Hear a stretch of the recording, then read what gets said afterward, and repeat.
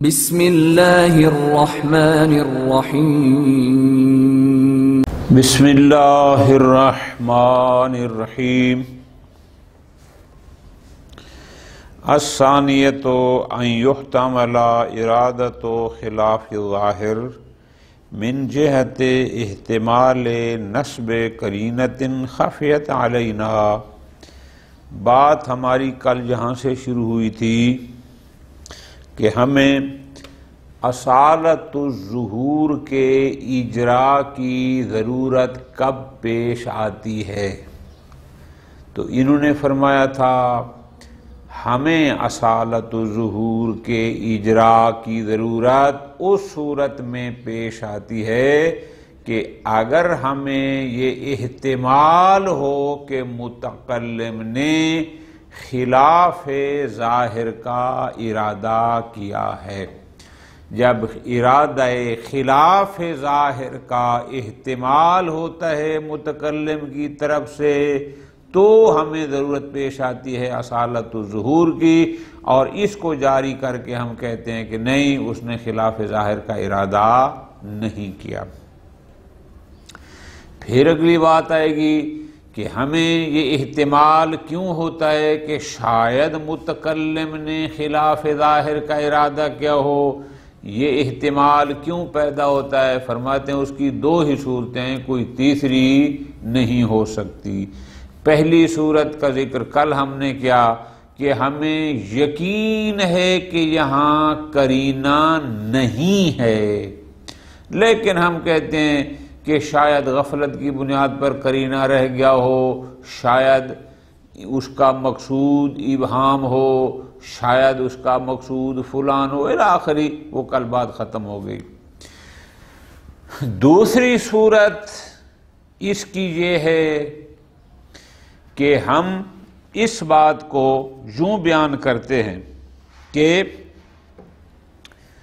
کیوں ہمیں مراد متکلم میں خلاف ظاہر کا احتمال ہے، یعنی کیوں ہم یہ احتمال لیتے ہیں کہ متکلم نے ظاہر کا ارادہ نہ کیا ہو بلکہ خلاف ظاہر کو ارادہ کیا ہو۔ اس کی بنیاد یہ احتمال ہے کہ ہم احتمال دیتے ہیں کہ شاید متکلم نے اپنے ارادہ خلاف ظاہر پر کوئی قرینہ نصب کیا ہو لیکن خفیت علینا، وہ قرینہ ہم تک نہ پہنچا ہو۔ ذرا غور کرنا ہے، پہلی اور یہ صورت فرق کو سمجھنا ہے، پھر پریشان نہ ہونا۔ پہلی یہ تھی کہ ہمیں علم ہے کہ قرینہ ہے ہی نہیں، دوسری صورت یہ ہے کہ ہم احتمال دیتے ہیں اس بات کا کہ قرینہ تو متکلم نے نصب کیا ہو لیکن وہ ہمارے لیے مخفی ہو، یعنی ہم پر تک نہ پہنچا ہو، ہمیں اس کا پتہ نہ چلا ہو، اور اس قرینہ کے ہماری نسبت خفی ہونے کی وجہ سے چونکہ ہمیں پتہ نہیں چلا اور احتمال ہے کہ اس نے قرینہ نصب کیا ہو، تو جس کی وجہ سے ہم یہ احتمال لیتے ہیں کہ شاید یہ متکلم کی ظاہر کلام مراد نہ ہو، یہ ہے دوسرا احتمال۔ پھر لہذا ہمیں اصالت و عدم قرینہ جاری کرنا ہوگا تاکہ ہم اس کی نفی کر سکیں۔ اب فرماتے ہیں کہ ہم دیکھتے ہیں کہ جب ہم بنائے اوکلا کو دیکھتے ہیں، بنائے اوکلا اصالت الظہور پر ہے، وہ ہمیشہ بنا ظہور پر رکھتے ہیں۔ ظہور کا مطلب یہ ہوتا ہے، ذرا لطف لینا ہے، ظہور کا مطلب یہ ہے کہ ہر قسم کے احتمالات کی نفی کرنا۔ احتمال ہے کہ مراد مجاز ہو، احتمال ہے کہ مراد مخصص ہو، خاص ہو، احتمال ہے کہ مراد مقید ہو، ان احتمالات کی نفی کے لیے اصالت و ظہور جاری کرتے ہیں۔ تو جب تمام احتمالات کی نفی کے لیے عقلاء اصالت و ظہور کا ادراک کرتے ہیں تو ان میں سے ایک یہ بھی احتمال ہے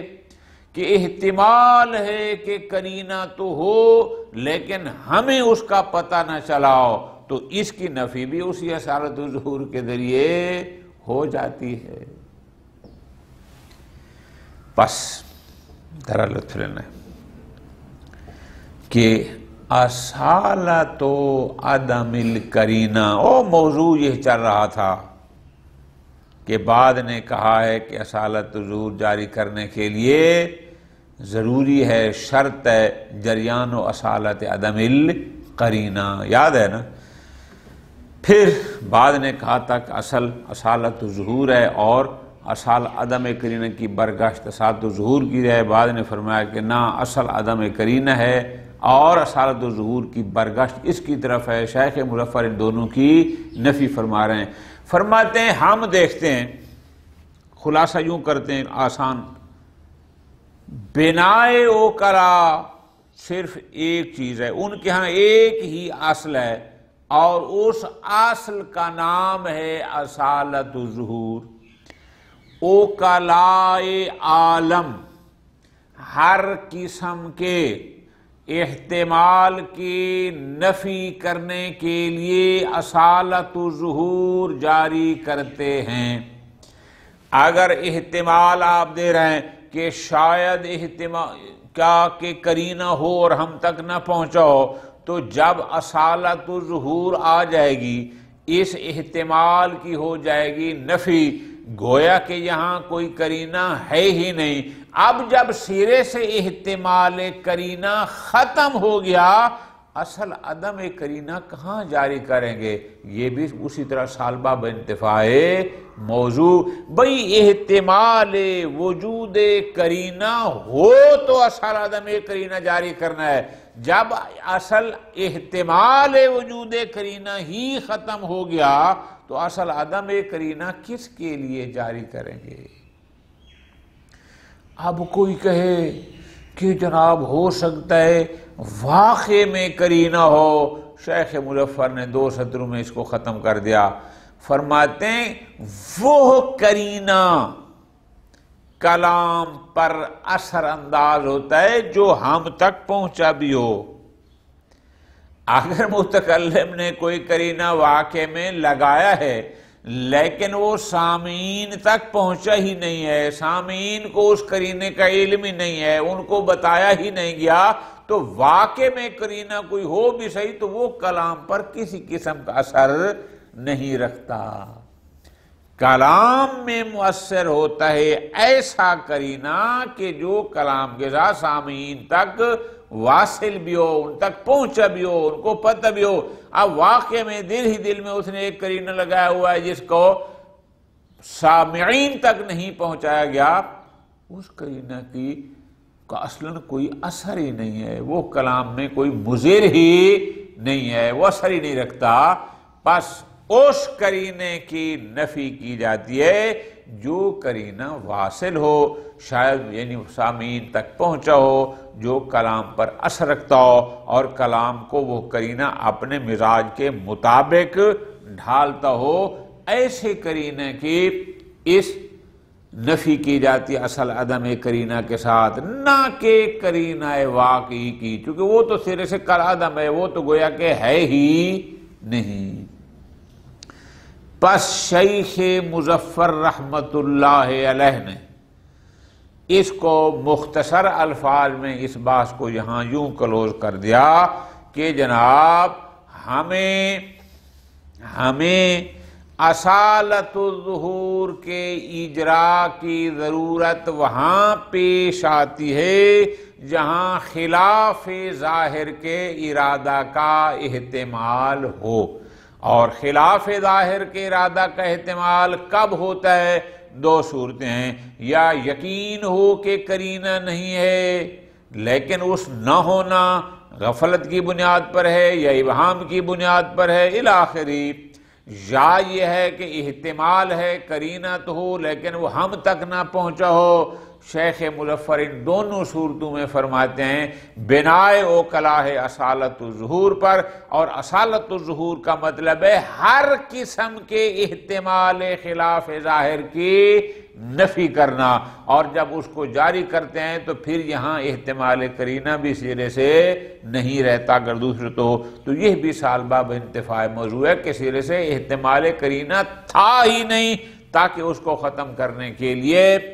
ہم اصل عدم قرینہ جاری کریں۔ پس شیخ مظفر کے نزدیک، عقلاء عالم کے نزدیک صرف ایک ہی اصل ہے، اور اس اصل کا نام ہے اصالت الظہور۔ پس نہ اس اصالت الظہور کی برگشت کسی اور اصل عدم قرینہ کی طرف ہے، اور نہ اصل عدم قرینہ کی برگشت اس کی طرف ہے، جو کہ ہے ہی سرے سے ایک ہی اصل۔ ختم۔ بعد میں فرماتے ہاں اگر کوئی مسامحاتاً اصالت الظہور کے مقابل میں، جیسے اصالت الظہور، اصالت الحقیقہ، اصالت العموم، یہ ساری ہم نے کہا کہ انواع ہیں اصالت الظہور کی، اب اگر کوئی مسامحاتاً اصالت الحقیقہ کے مقابلے میں کہہ دے اصل عدم مجاز، اصل عدم تقدیر، اصل عدم تغییر، تو یہ اصل نہیں ہے مسامحاتاً، تعبیر فقط معنی سمجھانے کے لیے ہو تو یہ اور بات ہے، لیکن حقیقت میں ہم ان کو اصل نہیں کہتے، وہ اصل ایک ہی ہے جس کا نام اصالت الظہور ہے۔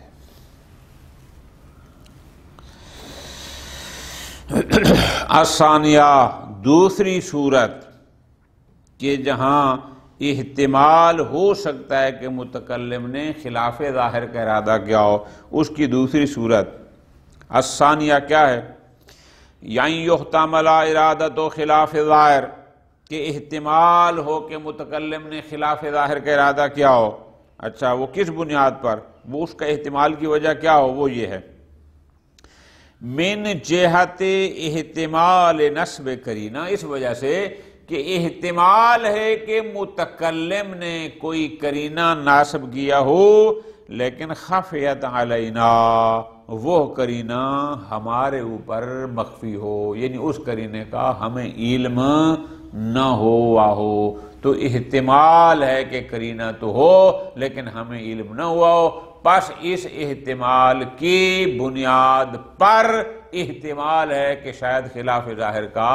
ارادہ کیا ہو۔ فرماتے ہیں فَإِنَّهُ فِي هَذِهِ السُّورَةِ، البتہ ایسی صورت میں یکون موقع، یہاں البتہ موقع ہے، یہ مورد ہے، یہ جگہ بن سکتی ہے کیا؟ لِلتَّوَہُّمِ جریان اصالت عدم القرینہ، کہ کوئی کہے کہ جناب ایسی جگہ پر اصالت عدم القرینہ جاری کریں گے تاکہ اس احتمال کی نفی کی جائے۔ لیکن شیخ مظفر فرماتے ہیں وَلَكِنْ فِي الْحَقِيقَةِ، لیکن اگر آپ تھوڑا گہرائی میں جائیں گے تو آپ کو پتہ چل جائے گا کہ ان معنی بناء العقلاء، یہ جو بناء عقلاء اصالت الظہور پر ہے، اس کا مطلب ہے انہم یعتبرون الظہور حجہ، کہ وہ ظہور کو بھی حجت شمار کرتے ہیں، کالنص سے، جیسا کہ کئی دفعہ گزارش کی ہے نص اور ظاہر میں فرق یہی تھا، نص وہ ہوتی ہے جہاں اصلاً احتمال خلاف ہی نہ ہو، ظاہر وہ ہوتا ہے کہ جہاں احتمال خلاف ہوتا ہے، لیکن علماء جب ظہور کو حجت اور معتبر سمجھتے ہیں تو اس کو بھی مثل نص کے قرار دیتے ہیں۔ کیسے؟ کہ نص میں احتمال خلاف ہوتا نہیں، اور جہاں پر وہ احتمال خلاف کو ملغا یعنی کل عدم قرار دیتے ہیں، وہ کہتے ہیں گویا کہ احتمال خلاف ہے ہی نہیں۔ الغاء کا مطلب یہ ہوتا ہے اس کا باطل کرنا، اس کو ملغا کل عدم قرار دینا۔ ای احتمال کان، اب وہ جو احتمال بھی ہو اس کو ملغا، ختم۔ ومن جملۃ الاحتمالات التی تلغا، اب ان احتمالات سے کہ جن کو اصالت الظہور کے ساتھ ملغا کیا جاتا ہے، کل عدم قرار دیا جاتا ہے، ان احتمال میں سے ہے احتمال نسب القرینہ، اسی طرح نسب قرینہ کا احتمال بھی انہی احتمالات میں سے ایک ہے وہ حکم ہو، اور اس احتمال نسب کرینہ کا حکم بھی وہی ہے جو احتمال غفلت، احتمال حاضل، احتمال ایہام کا تھا، کہ جیسے وہ احتمال سارے ملغا اور منفی تھے لدى العقلاء اس اصالت و ظہور کی بنیاد پر، اسی طرح احتمال نسب کرینہ بھی ملغا ہے، یہ بھی کالعدم ہے، گویا کہ ایسا احتمال ہے ہی نہیں۔ بس جب ہم اس کے قائل ہو گئے فالمنفی عند الاحتمال عند العقلاء هو الاحتمال، تو اب عقلاء اصالت و ظہور کے ذریعے کس چیز کی نفی کرتے ہیں؟ لطف لینا، آپ کہیں گے وہ اصالت و ظہور کے ذریعے ہر احتمال کی نفی کرتے ہیں۔ ای احتمال، وہ احتمال غفلت ہو، وہ احتمال حاضل ہو، وہ احتمال ایہام ہو، وہ احتمال نسب کرینہ ہو، وہ اصلاً احتمالات کی نفی کرتے ہیں۔ وہ کہتے ہیں گویا کہ کوئی احتمال ہے ہی نہیں۔ لا ان المنفی وجود القرینۃ الواقعیہ، وہ اس کے ذریعے وجود قرینہ واقعیہ کی نفی نہیں کرتے کہ واقع میں قرینہ تھا یا نہیں تھا، نہ، لطف لینا ہے۔ ایک ہوتا ہے شے کے وجود کی نفی کرنا، اور ایک ہوتا ہے شے کے احتمال وجود کی نفی کرنا۔ تو علماء احتمال وجود کی نفی کرتے ہیں، وجود واقعی کی نفی نہیں کرتے۔ کیوں؟ اس لیے لِأَنَّ الْقَرِينَةَ الْوَاقِعَةَ، چونکہ اگر واقع میں، حقیقت میں قرینہ موجود ہو بھی صحیح، لیکن غیر الواصلہ، لیکن وہ سامعین تک پہنچا نہ ہو، ہے صحیح لیکن وہ پہنچا نہیں ہے، لا اثر لہا فی نظر العقلاء، نظر عقلاء میں ایسا قرینہ سرے سے مؤثر ہی نہیں ہوتا، ولا تضر فی الظہور، اور نہ ہی وہ ظہور کلام میں کسی قسم کو کوئی ضرر پہنچاتا ہے، اثراً وہ مؤثر ہی نہیں ہوتا۔ حتی یحتاج الی نفیہ، تاکہ ہم ایسے قرینہ واقعیہ کی نفی کے لیے محتاج ہوں کسی اصل کے، اور اس اصل کے ذریعے اس قرینہ واقعیہ کے وجود کی نفی کریں۔ فرماتے ہیں نا، اصلاً وہ مؤثر نہیں ہے، وہ ضرر سائیں نہیں ہے، ضرورت ہی نہیں ہے۔ بلکہ وہ بینما ان معنی اصالت عدم القرینہ، جبکہ ہم ادھر دیکھتے ہیں کہ اصالت عدم القرینہ کا مطلب کیا ہوتا ہے؟ اس کا مطلب ہوتا ہے البناء علی نفی وجود القرینہ۔ اصالت و عدم القرینہ کا مطلب ہے وجود قرینہ کی نفی کرنا، للبناء علی نفی احتمالها، نہ کہ اصالت عدم قرینہ کے ذریعے احتمال وجود قرینہ کی نفی کرنا۔ یہ دو سطریں لکھ لینا، یعنی اگر اصالت و عدم القرینہ ہو تو اس کو جاری کیا جاتا ہے اصل وجود قرینہ کی نفی کے لیے، نہ کہ احتمال قرینہ کی نفی کے لیے۔ کیوں؟ احتمال قرینہ کی نفی کی جاتی ہے اصالت الظہور کے ذریعے، اور اصالت و عدم القرینہ کے ذریعے نفی کی جاتی ہے اصل وجود قرینہ کی۔ پس والبناء علی نفی الاحتمال ہو امان البناء علی اصالت الظہور، فرماتے ہیں احتمال قرینہ کی نفی، اس کا مطلب ہے وہی اصالت الظہور پر عمل کرنا، اس سے ہٹ کر کوئی اور چیز نہیں۔ اصالت الظہور کا مطلب ہے ہر قسم کے احتمال کی نفی کرنا، اور ان احتمالات میں سے ایک ہے احتمال وجود قرینہ، نہ کہ وجود حقیقی۔ خوب، ختم ہوگی بات۔ اب فرماتے ہیں وَإِذَا اتَّضَحَ ذَلِكَ يَكُونُ وَاضِحًا لَدَيْنَا، اب یہ بات کلیئر ہو گئی۔ اب فرماتے ہیں ہمارے لیے ایک اور نقطہ واضح ہو گیا، کیا کہ لَيْسَ لِلْعُقَلَاءِ فِي هَذِهِ الصُّورَةِ الثَّانِيَةِ أَيْضًا أَصْلٌ، اس صورت ثانیہ میں بھی کوئی اور اصل جس کو اصالت و عدم القرینہ کے نام سے یاد کیا جائے، عقلاء کے نزدیک ایسی کوئی اصل نہیں ہے، تاکہ پھر ہم کہیں کہ جناب یقال برجوعہ الی اصالت الظہور او برجوعہا الیہ، تاکہ ہم یہ کہیں کہ جناب اصالت الظہور کی برگشت اصالت عدم قرینہ کی طرف ہے، جیسا کہ شیخ انصاری کا نظریہ تھا، یا ہم کہیں کہ نہیں، اصالت عدم کرینہ کی برگشت اصالت الظہور کی طرف ہے، جیسا کہ ملا خند رحمت اللہ علیہ نے فرمایا تھا، فرماتے ہیں نا اصلاً یہ سالبہ بانتفاع موضوع ہے، سرے سے احتمال ہی کرینہ جب ختم ہو گیا، احتمال ہی نہیں ہے، اصالت عدم القرینہ کا سرے سے یہاں جاری کرنے کا کوئی موقع ہی نہیں ہے، کوئی مورد ہی نہیں ہے، یہ سالبہ بانتفاع موضوع ہے، ختم۔ خلاصہ اب یہاں سے شیخ اعظم شیخ مظفر رحمت اللہ علیہ اپنا نقطہ واضح اور کلیئر کر رہے ہیں اس باب میں کہ جو لوگ یہ کہتے تھے کہ ظواہر حجت ہیں، ظواہر معتبر ہیں، اصالت و ظہور درست ہے، لیکن شرط یہ ہے کہ وہاں پر اصالت و عدم تقدیر جاری کی جائے، یہ فرماتے ہیں نا، ہمارے نزدیک ایسا نہیں ہے، ہم ظواہر کے مطلقاً حجیت قائل ہیں، اس دوسری شرط کے بھی قائل نہیں ہیں۔ والخلاصہ فرماتے ہیں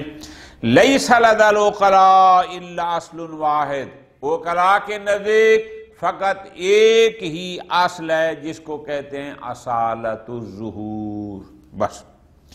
وَلَيْسَ لَهُمْ إِلَّا بِنَاءٌ وَاحِدٌ، اور ان کی بنا یعنی ان کی سیرت عملی بھی ایک ہے، اور وہ کیا ہے؟ وہ ہے البناء علی الغاء کل احتمال ینافی ظہورا، ہر وہ احتمال جو ظہور کلام کے ساتھ منافات رکھتا ہو اس کو ملغا کرنا، اس کو کل عدم قرار دینا، گویا کہ وہ اس احتمال کو احتمال سمجھتے ہی نہیں ہیں۔ اب چاہے وہ احتمال غفلت ہو، احتمال خطا ہو، احتمال تعمد ایہام ہو، احتمال نسب قرینہ ہو الی آخرہ او غیر ذالک، فکل ہذہ الاحتمالات، یہ جتنے احتمالات ہیں اگر ہوں بھی صحیح، ملغیتن، یہ سارے کے سارے ملغتن فی نظر العقلاء، نظر عقلاء میں یہ ملغا ہیں، یہ باطل ہیں، یہ کل عدم ہیں، گویا کہ ہیں ہی نہیں۔ وَلَيْسَ مَعْنَى إِلْغَائِهَا، اور جب ہم کہتے ہیں یہ سارے احتمالات ملغا ہیں، یہ سارے احتمالات کل عدم ہیں، تو ان احتمالات کے الغاء کا مطلب کیا ہے؟ وہ ہے اعتبار ظہور حجہ، کہ ہم ظہور کو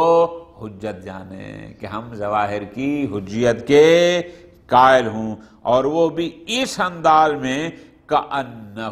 نص، کہ ہم ظاہر کو بھی بمنزل